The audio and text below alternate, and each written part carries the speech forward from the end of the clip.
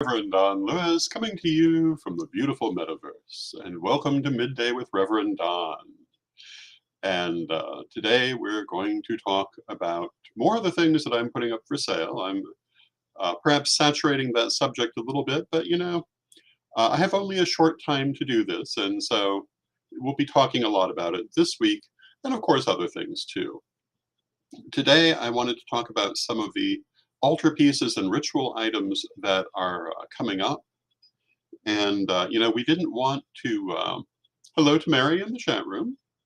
And if you're watching, please feel free to comment, ask questions, whatever you would like to do. Just put it into the comment section on whatever platform you're watching on. It will show up in my chat room. And I love to interact with people. We have about a week left for most of the selling, and we must be done by then. There may be a few things after, but mostly that's what we're looking at. So we're going to be hitting it hard. We wanted to wait until after this weekend's telethon. Hello, Renee in the chat room. And, I want to say also I'm very grateful for the support I've received in doing this. I hope people are enjoying the pieces they've bought. Hello, Lilith. And there certainly are more things coming. Again, today we're going to start focusing on more ritual pieces and altar pieces. Hello, Bradley. Also, I will be offering for private auction one of the largest pieces of artwork I've done, which is an interpretation of Nebamun hunting birds. You can find that on my Patreon page, on my personal Facebook page, facebook.com/Rev Don Lewis, and probably a few other places coming up. And this is the wall hanging that's been above my desk for the last 10 years, more or less. And it was a commercial bas-relief that I have extensively altered to make it into a more or less reproduction of the famous tomb painting called Nebamun Hunting Birds. It's inspired by Nebamun Hunting Birds rather than an exact copy. But I think you'll not find a closer one. And I am offering it for sale because I've enjoyed it all these years. Now someone else may do so. If you'd like to make a bid on that, please direct message me. Many of you have already bought pieces of jewelry or books that we've been putting up through the last week. And we're going to be putting up new things this week. And one of the things we're going to be putting up is altar statuary. And I have a piece to share with you now. If you tune into the Daily Spell this evening, we will be doing our little pagan shopping network featuring many of these things. This is an image of the goddess Bast. She is hand-painted by me. Again, it's a commercial image, but hand-painted by me and unlike anything else. And she can be yours if you would like her. She'll be listed on my page later today, and you can see her in the Daily Spell this evening. And hello to Lori and Peggy in the chat room. We also have things like these candle holders. And this is a set of 3 identical blue glass candle holders. Bradley says, oh my goodness, I'm excited about the altar stuff. Thank you, Bradley. It's some very nice stuff, especially the statuary, which is all hand-painted by me, and therefore one of a kind in its present form, even though it may have started life as a commercial piece. These blue pieces correspond nicely to the blue glass chalices that you often see and other items. They would coordinate very nicely with lapis lazuli, and they simply look nice on an altar. And Lori says, cannot wait for the statuary. It's on its way. So we have a number of candlesticks that will be coming. We have this greenstone mortar and pestle. I'm not exactly certain which stone this is. I think it might be, is it serpentine? I'm not certain. It's definitely not malachite, but it is a solid green stone. It's not reconstituted stone or anything like that. Um, and it's a lovely marbled green stone. Very good as a mortar and pestle, um, and very beautiful. It also has a coordinating, um, I guess we'd say, a small surface you can place it on or coordinate with it. There are also greenstone candle holders that will be coming up. And this is the kind of piece that we'll be offering. There are others. Some of them are more ritualistic. Some of them could be home decorating if you chose. And then we also have this handmade doll, handmade witch doll that I did some time ago. And as I'm moving her around, she's getting a little discombobulated, but you can see she has lots of personality. She also has a hat, which you can place on her head or not, according to your choice. And it's meant to be worn slightly at an angle. And because I'm holding her with one hand, I'm having a little difficulty positioning it. Here it is straight on, which you could also do. And she will be part of what we're offering. And I'm going to lay her down. Well, actually, no, I'll show her a little more. The robe is hand painted. All the stars are done by hand. She could probably use a little pressing around the edges. I would recommend doing that through a cloth, simply because of the hand painting. She comes with a stand, and that's where she is. And hello to Raven Wolf in the chat room. Welcome, Raven Wolf. So these are the kind of things that we're going to be looking at later today. I may show them again here in a few minutes. We probably are done with jewelry just for now. There may be more toward the end of the week, but we wanted to get on to the ritual items. There are a lot of sculptures. There are lots of candle holders. There are other things like the mortar and pestle that I showed you.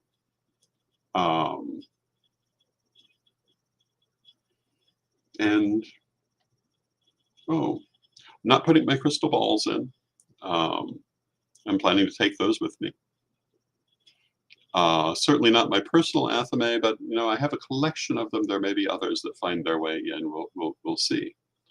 But that's coming starting today.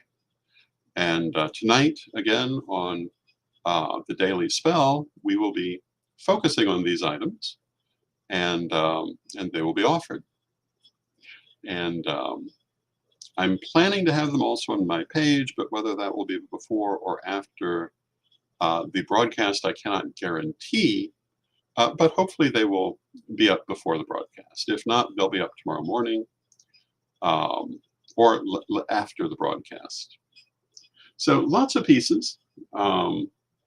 Most of them are not handy here to show you, but I'm one of those people who likes to have lots of different things on my altars. I don't like them to look the same. And so, for example, the candlesticks that are on the altar in the background will probably be being offered. You can't really see them just at this moment, but they probably will. There'll probably be some incense burners, a wide range of things. And that's where we're at. And again, I want to thank people for their support. I have approximately a week left of this heavy selling. There may be a few pieces after that, but I really need to be done with the bulk of it by then. And we do have the painting. And the opening bid for the painting is $12.99 because it is certainly the largest artistic piece I have ever offered for sale. Hello, Magic. And it will probably be a while before I offer another one like it, if ever. So, so it's there. And I keep looking to see if I have anything else handy to show you ritual item-wise, but not without having to get up and go get it. But there are lots of them that will be shown this evening. And to reiterate what I was saying the other day, I'm not thinking of this as a dispersal of legacy, but rather getting it into the hands of the people who most value it. I was talking with Sir Edward earlier today, and one of the comments that that we were talking, one of the things we were talking about was that if I had actually died in February, chances are this collection would have been dispersed with much less care for where it's going. I'm very pleased to see it going to mostly members of the Corellian clergy who truly appreciate it. That makes me very happy. I don't know what would have happened if I'd actually died, so I kind of feel like it's going where it needs to be, and that that makes it a much more palatable process. And the other thing, of course, is that, as I've remarked, I've carried much of this my whole adult life, and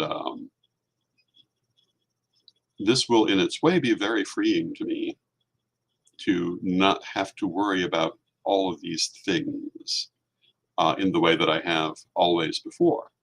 It will give me a freedom that I have not really known, which also, being retired in office as first priest is giving me a freedom that I have never known before now.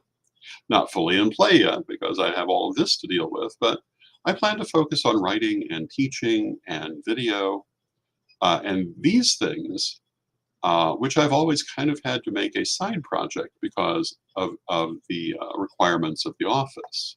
And they will now take center stage. Not to mention just having a life.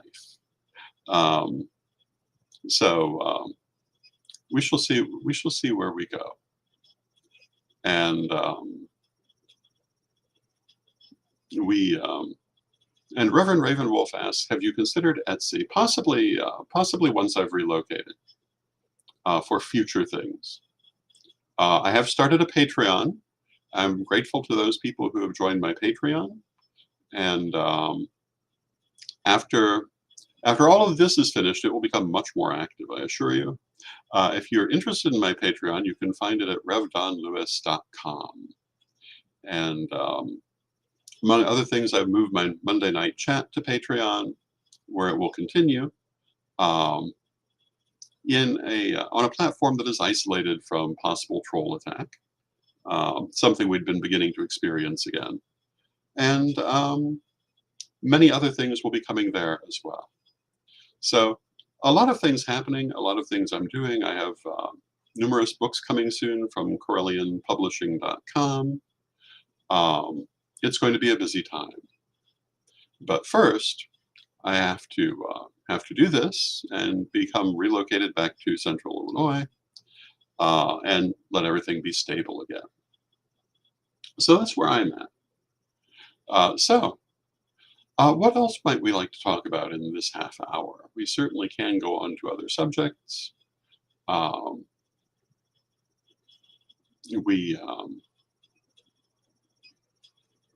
Or I can go back to talking about ritual items. And, I was showing earlier, for those who weren't here, this is a set of blue glass candle holders. Oh, it's upside down, I beg your pardon. But as you can see, it looks just the same both ways. If you watch my artwork, you'll see that this resembles candle holders I've often drawn. That's one of the reasons I acquired them. And also, I like to do altars in particular colors for particular occasions. This shade of blue is good for spiritual messaging, for example, good for working with ancestors. It would make a lovely altar for that occasion with a blue altar cloth, perhaps some other blue glass items, perhaps some lapis lazuli. There are 3 matching candle holders like this. They will be up later. There are also other candle holders in other motifs that will be coming up. There are items such as this stone mortar and pestle. Vivian in the chat room. Hello, Vivian. Welcome. remarks that they're beautiful candle holders. Thank you. I think they are. This is a very good mortar and pestle because it is stone, and it is it's not reconstituted stone or anything like that. Hello to Hollis in the chat room, who says beautiful pieces. Thank you. Mary says gorgeous. That's very gratifying. Hopefully people will be interested in acquiring them. And one of the things that makes this nice, again, it's stone. People make mortar and pestle out of all kinds of different things. I've even seen them made of wood. I think some of them work a little better than others. I think this works particularly well. It's one of the many things coming. And then we have the statuary. And I will show Bast again. And this is the Bast that will be being offered this evening. Hello, Brian. Welcome. Hello, Michael. And like most of the statuary, this Bast began as a commercial piece that I completely repainted. And that makes her unique and one of a kind. And Hollis says, please considering adding tags to these as well as the books that note they're from your collection. For the jewelry, I've been including letters of authentication. I will certainly do that for these pieces. I think for the books, I think that if you ask for something, we can accommodate it. Edward is handling the books, so that would be a Sir Edward question. But I certainly will try to do that. And I can certainly include a letter of authentication with these items that we're talking about. I remember painting this, I don't know how many years ago. She features in the original first degree video lessons, if you've seen those videos, not the ones that are more common now, but the first ones from 20 years ago. So she's older than that. And I've had her all this time. And the other pieces are very much like this. They are hand-painted. They have been with me for ages. There is a, sitting on the table right now in the studio, there's a goddess Fortuna, who also could be taken as Juno Moneta. There is Athena in her armor. There is, depending on how you look at her, either Isis or Hathor, or perhaps most appropriately, Isis Hathor. There are numerous Isises, actually. There are all kinds of different pieces, statuary-wise, that are coming. Some of them. And Hannah says, the history of your magical life and artwork are important to many of us who greatly appreciate all you have done. And Johannes, I appreciate that very much. I have to say that these last few months have been an interesting lesson in what I have done. And some people have been so appreciative, and that means the world to me, because of course, I did it for you. Most of these things I did not really do for myself. And that also speaks to things like this library. I did not build it, or I did not keep it for myself. Parts of it I may have built for myself, not all of it by any means. So to see it now going to the people it was created for, it's not what I thought was going to happen, but I'm happy with that. To know that people appreciate the things I've done means a lot to me. I've been a little surprised by certain people who have not appreciated things I've done and had reason to, but you learn about people when your situations change. And that too is an important lesson for the future. But what you carry forward ideally are the good things. And I'm very gratified when I see that things I've done are appreciated, that they've helped people, that they've made a difference in people's lives. Because if I were looking for money, this is not the career I would have pursued. My attitude always was, well, I've had that, I've done that. That's not what I'm doing now. Um, I've followed this career for spiritual reasons. I've followed it to make that impact in people's lives. If I were doing it for fame, it's not what I would have chosen because we're a very um, specific community. If I were looking simply to have been well known, this is not necessarily what I would have chosen to do. But that wasn't what I was looking to do either. I was looking to help people spiritually.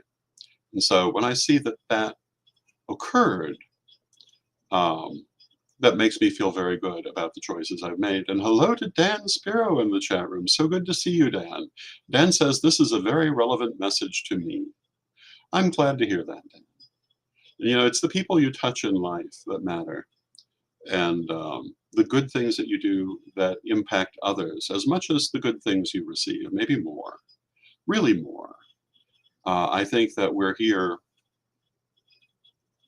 to learn, we're here to experience, but we're also here to lift everyone up. And, you know, I think most people do that in different ways. And of course, we all know there are some people who cannot quite rise to that, but I think that they're on the same journey and will in the fullness of time. Um, and as I look at, so I look at what's happened in my life in the last 3 months, it's not anything I was expecting. Not even within the context of the choices that I made. But I do believe it's what is necessary. It is where I need to be, and it's for the best. And one of the reasons for that is that, so I say, I'm watching people acquire these items who care about them. I've seen many people now mention with the jewelry that they consider them to be heirlooms, as I have always considered them. That they want them for their altars or for ritual use, as I have always looked at them. And that is very heartwarming to me. That makes me believe I did make the right decision. And you know, when in the fullness of time I see people wearing or using these items, that will be very happy making. Oh, and Bradley says, Lord Don, you are so inspiring and you make me want to do better. And thank you, Bradley. That is a very kind thing for you to say, and it means a lot to me. And you know, really, again, that's the reason for this path for me. And Mary says that I have and continue to help her on her path, and that, you know, that's wonderful, and I'm very glad. And Vivian says, I keep telling my kids that life is weird. You think it's going one way and it takes a turn that you weren't expecting. Life is interesting. That's very true. Hello, Anna, in the chat room.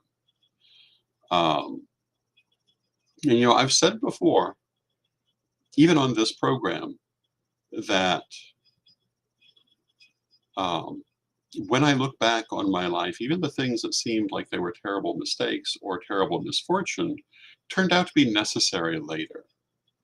And I certainly am not going to forget that at this point in life. I know that what is happening is necessary and beneficial to me, as well as to seeing these things go where they need to go. And so this is good. Everything in the end, I think, is good, or potentially good. Part of it's what you do with it. I was talking about happiness the other day. I think on this program, as opposed to some other. But it could have been a different one because I've done more than one thing lately. But as I was saying, in whatever it was, I believe that happiness is a state of mind. Happiness is something you find wherever you are. And what's going on outside does not necessarily affect it. No one can make you happy but yourself. No situation can make you happy if inwardly you're simply not going to be. And no situation can take all of your joy if you carry your joy inside. And I was talking in that program In fact, I think it was an interview for a book.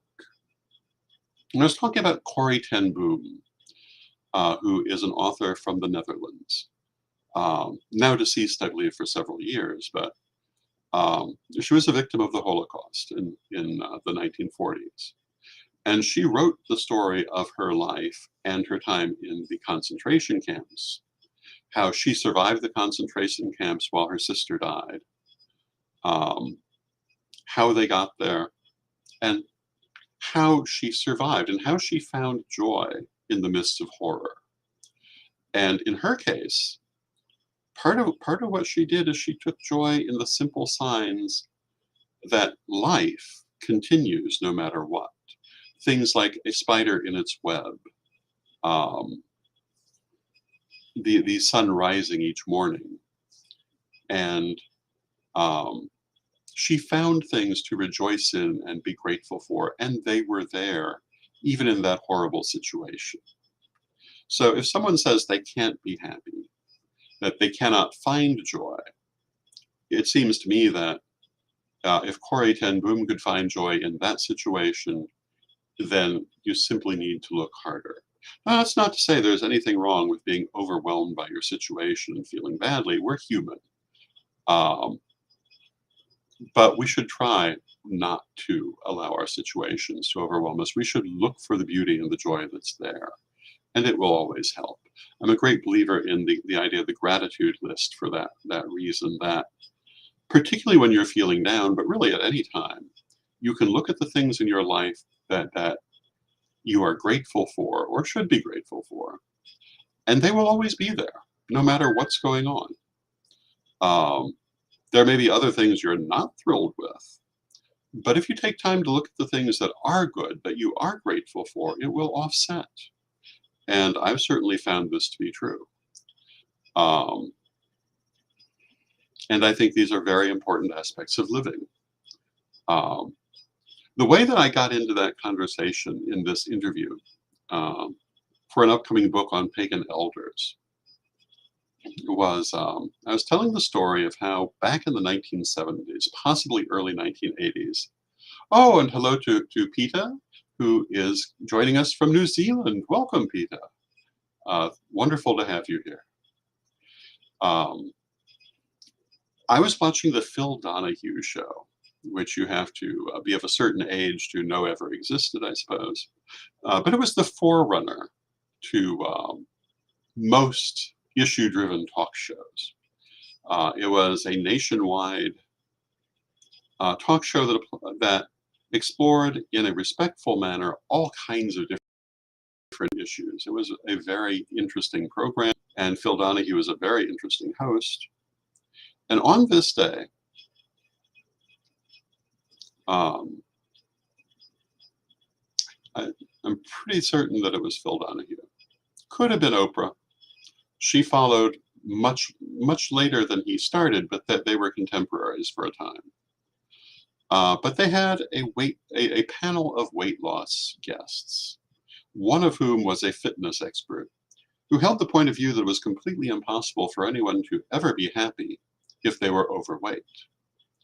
Now, I've always been a larger person, and um, I was not impressed with this message. But as I sat there, I thought, I'd already read this autobiography of Corrie ten Boom. I knew that there are people who deal with disability that have happy lives, that there are people who deal with severe illness and still are happy people. Obviously, this cannot be true, that you cannot find happiness if you're overweight or facing any other great burden that you might feel it to be. Because if people can find happiness in those situations, they can certainly find it there and in other places where they think they can't. I have to say, I've never known people with more problems than people who had never dealt with real problems. People who were wealthy and had grown up wealthy, who found very simple things overwhelming because they'd never dealt with them. Um, And at one point, I had some of that myself and probably still do. Um, and Peter says, I used to be a big person, then I got diagnosed with Crohn's disease. I'm sure and you know, that is a difficult thing to deal with. But there too, I know people with Crohn's disease who lead very happy lives. I know people, one of my very good friends, um, who I used to work with, is a gentleman by the name of Mike Irvin, who is a disability activist and playwright in Chicago. Wonderful man. And his wife, Ronnie Patrick, who is a disability activist. Um, and his late wife, Anna, who was a disability activist. All of them are in wheelchairs. All of them have different disabilities. Mike was a muscular dystrophy poster boy, despised the MDA Association. If you ever heard Jerry Lewis refer to bitter ex-poster children, that was Mike. But he would tell you exactly why, and he was right, because so much of that money was not going to the people it was meant for, and the message was damaging the people it was meant for. Even though, yes, the message needed perhaps to sound dire to raise the money, but it was giving the impression that if you had this disease, you could not have a life, you could not have happiness, you could not live beyond 20. Mike, I believe, is in his 60s. He's doing just fine, and he's been happy as long as I've known him. He's a self-employed playwright. He is highly talented. He and Ronnie are both very happy people. Anna was a happy person. This idea that facing difficulty, especially physical difficulties, means you cannot be happy is simply not true. And if that's not true, other causes of unhappiness need not be true either. So I guess that's my soapbox moment for the day. And I will be back tomorrow. I hope you've enjoyed the show. I will be featuring more items that I'm offering for sale. As I say, this week is going to focus heavily on sale items because this is really my last week for major selling. After that, we'll be packing what I am keeping, donating what I'm not, um, and preparing to make the move. So thank you for watching, and as we always do, we will close with a prayer. Divine Mother Goddess, Divine Father God, beloved ancestors, we ask you to be with us and to guide us as we go forward. We rejoice in your presence in our lives. We ask you to help us to always find the happiness which is before us, for we know it is always there. And when we are overwhelmed by our situations, we ask you to tap us on the shoulder and remind us that there is still beauty and still joy and still many wonderful things ahead. Beloved Mother Goddess, beloved Father God, beloved ancestors, we thank you with love and with respect. And may you be blessed now and always. And I thank you, and with much love, may you be blessed until next time, and we will see you then. Vivian says, I love the ending prayer. Thank you, Vivian. I love that. See you next time.